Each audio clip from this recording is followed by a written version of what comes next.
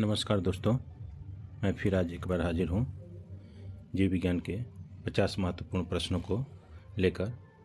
यह महत्वपूर्ण प्रश्न जो है आने वाले परीक्षा के लिए बहुत ही महत्वपूर्ण साबित होगा और पहले भी यह किसी न किसी परीक्षा में पूछा जा चुका है। तो इससे पहले बिना समय गंवाए इस वीडियो को शुरू करते हैं। उससे पहले यदि आप हमारे चैनल पर नए आए हैं तो सब्सक्राइब कर दें, बाकी लोग लाइक करें, शेयर करें, कमेंट करें। तो चलिए आगे बढ़ते हैं। आनुवंशिकता एवं जैव विकास से संबंधित 50 प्रश्नों को देखते हैं। इसका पहला प्रश्न है, द ओरिजिन ऑफ स्पीसीज नामक पुस्तक किसने लिखी है? तो इसका सही उत्तर हो जाएगा लेमार्क। आगे बढ़ते हैं, मनुष्य में कितने जोड़े गुणसूत्र पाए जाते हैं? तो यह जोड़ा में पूछ रहा है, तो यह 23 जोड़ा हो जाएगा, यानी 46 क्रोमोसोम पाए जाते हैं। आगे बढ़ते हैं, कीटों के पंख चमगादड़ के पंख किस तरह के अंग है? तो यह कीटों के पंख और चमगादड़ के जो पंख है वह समवृत्ति अंग के उदाहरण है, यानी इनका जो ओरिजिन है अलग अलग हुआ है लेकिन काम जो है वह एक प्रकार का है। ऐसे अंग को समवृत्ति अंग कहते हैं, जबकि जिनका ओरिजिन एक समान हो और काम अलग अलग हो वैसे अंग को समझाता अंग कहते हैं।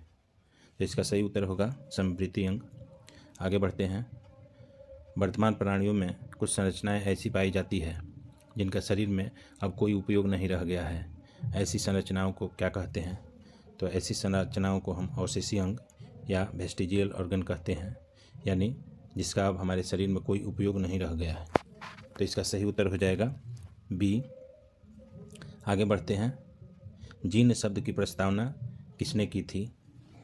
तो जीन जो होता है आनुवंशिकता का इकाई कहलाता है। तो इसमें जीन शब्द की प्रस्तावना वाटसन यह भी नहीं होगा, वेंडेन यह भी नहीं होगा और मेंडल यह भी नहीं होगा। तो इसका आंसर डी हो जाएगा। आगे बढ़ते हैं, कौन सा वैज्ञानिक मेंडल के नियमों की पुनः खोज से संबंधित है? तो मेंडल के नियमों का पुनः खोज किया था उसकी मृत्यु के पश्चात तो शर्मक नामक वैज्ञानिक था। आगे बढ़ते हैं, गुणसूत्र से बने होते हैं। तो गुणसूत्र से जो बने होते हैं वे होते हैं डीएनए तथा प्रोटीन्स के आरएनए। आगे बढ़ते हैं, कोशिका में आनुवंशिक पदार्थ है। कोशिका में जो आनुवंशिक पदार्थ होता है उसको बोलते हैं डीएनए, जो कि केंद्रक में पाया जाता है। आगे बढ़ते हैं, जीन शब्द किसने प्रस्तुत किया? तो जीन शब्द जो प्रस्तुत किया था वह जॉनसन था।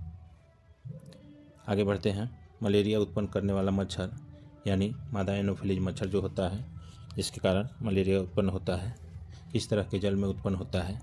तो यह मलेरिया का जो मच्छर होता है मादा एनोफिलीज वह हमेशा गंदा जल में रहता है। आगे बढ़ते हैं, डेंगू उत्पन्न करने वाला मच्छर किस तरह के जल में उत्पन्न होता है? तो याद रखेंगे, मलेरिया वाला गंदा जल में होता है, जबकि डेंगू उत्पन्न करने वाला जो मच्छर होता है वह साफ जल में रहता है। आगे बढ़ते हैं, अवशेषीय अंग का उदाहरण।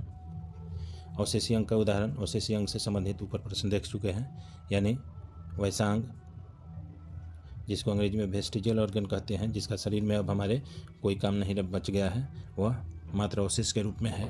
तो यह कर्णपर्लव की पेशियाँ यह भी अवशेषीय अंग में आती है। पुष्ट के सिलिकाएँ जो सबसे निचला कशेरुक है, कॉक्सिक्स जिसको बोलते हैं, या निषेचन पटल, इनमें से सभी। तो यह उत्तर हो जाएगा डी, इनमें से सभी होगा। आगे बढ़ते हैं, समजात अंगों के उदाहरण है। पहला है हमारा हाथ तथा कुत्ते के अग्रपाद। दूसरा है हमारे दांत तथा हाथी के दांत, आलू एवं घास के ऊपरी भूस्तरीय, उपरोक्त सभी।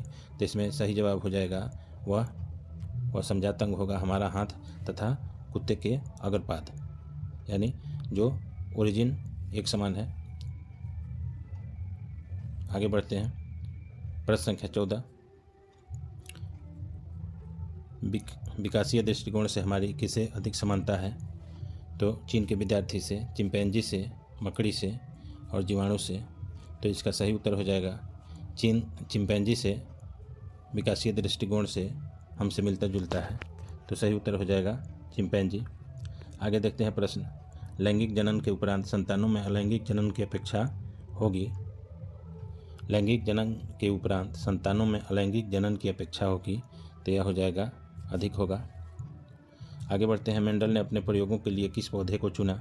तो हम लोग शुरू से पढ़ते आ रहे हैं, मेंडल ने मटर के पौधे को चुना था अपने प्रयोगों के लिए। आगे है, फ्रेडरिक मिशर ने न्यूक्लिक नाम किसे दिया? पहला है नाभिक, दूसरा है सल्फ्यूरस अम्ल, तीसरा है HNO3 और चौथा है HCl। तो यह हो जाएगा, फ्रेडरिक मिशर जो था न्यूक्लिक नाम दिया था वह न्यूक्लिक एसिड को दिया था, यानी नाभिक अम्ल का दिया था। आगे बढ़ते हैं, किसने प्रमाण दिया कि जीन गुणसूत्र का भाग है? तो यह हो जाएगा आपको अनई सदु में सटन बोवेरी तथा WS सटन द्वारा यह दिया गया कि जीन गुणसूत्र का ही एक भाग है।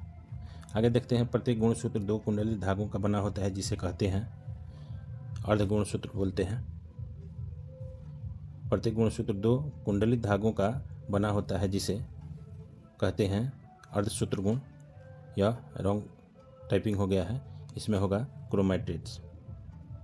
आगे बढ़ते हैं, वे अंग जिनकी उत्पत्ति तथा मूल रचना में तो समानता होती है लेकिन कार्य के अनुसार उनकी बाह्य रचना में परिवर्तन होता है, वह कहलाता है समजातक।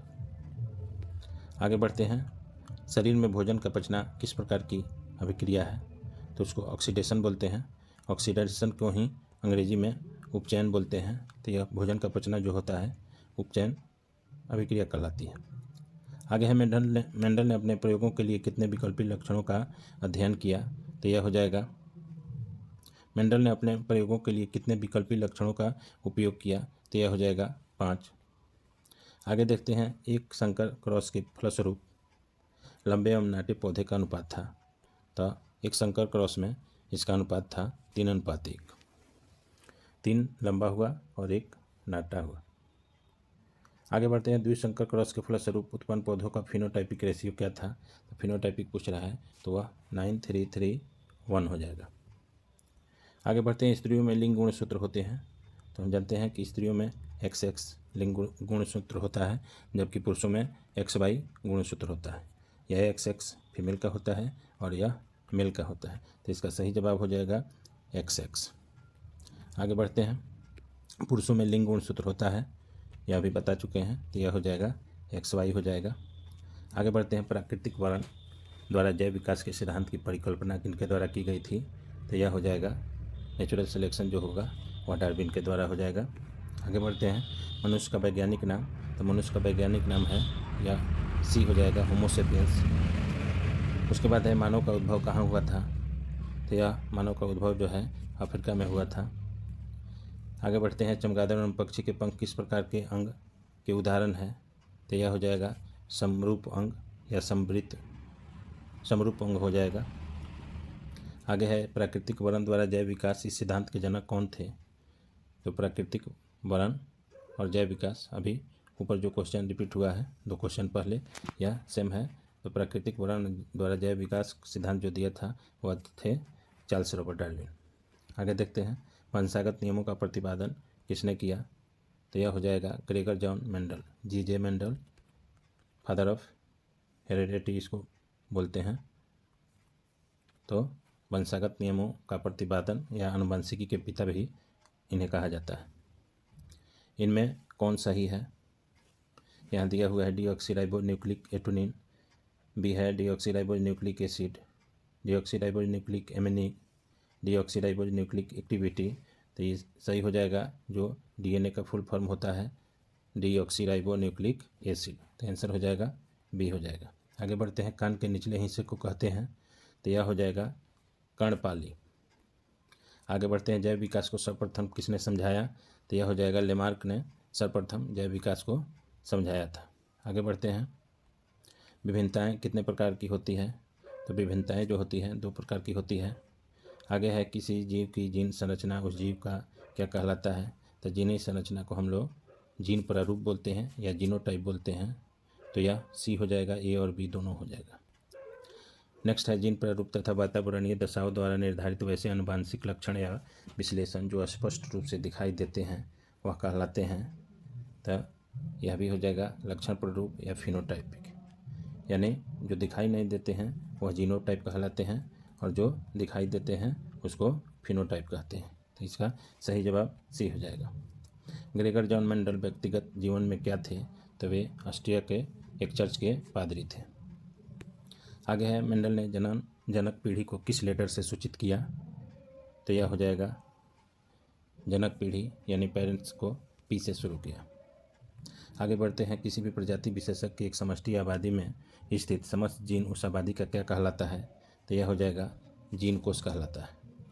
अगला प्रश्न है, जाति उद्भव उन जीवों में होता है जिसमें लैंगिक जनन होता है, अलैंगिक जनन होता है, स्वपरागण होता है, इनमें से कोई नहीं। तो उत्तर हो जाएगा कि जाति उद्भव उन जीवों में होता है जिनमें लैंगिक जनन होता है। तो उत्तर इसका ये हो जाएगा।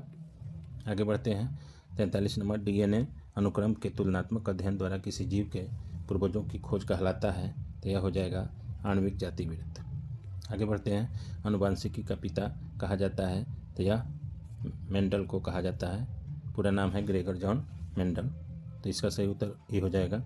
आगे बढ़ते हैं, किसके मत अनुसार जीवों में प्रजनन के द्वारा अधिक से अधिक संतान उत्पन्न करने की क्षमता होती है? तो यह भी मेंडल के द्वारा बताया गया था। आगे है, डीएनए में कितने प्रकार के नाइट्रोजन क्षारक होते हैं? 2 प्रकार के, 3 प्रकार के, 4 प्रकार के और 5 प्रकार के? तो यह 2 प्रकार के हो जाएगा। आगे है, पक्षी तथा तितली के पंख होते हैं? तो यह हो जाएगा असमजात अंग। 48 है, किसी जीव की जीनी संरचना कहलाती है? तो यह भी हो जाएगा जीन प्रारूप या जीनोटाइप कहलाता है। जीव विज्ञान की वह शाखा जिसके अंतर्गत विभिन्नता तथा आनुवंशिकता का अध्ययन किया जाता है क्या कहलाता है? तो यह हो जाएगा आपको आनुवंशिकी विज्ञान या आनुवंशिकता। आगे है, अफ्रीकी मानव का सबसे निकट संबंधी है? चिंपैंजी, गोरिल्ला, बंदर और गिलहरी? तो इसका सही उत्तर हो जाएगा चिंपैंजी। तो यह था जीव विज्ञान का 50 महत्वपूर्ण सवाल। यह आपको कैसा लगा कमेंट करें। हमारे चैनल पर जो नए हैं वे सब्सक्राइब करें, बाकी लोग लाइक करें और अपने दोस्तों को ज़्यादा से ज़्यादा शेयर करें। Thank you.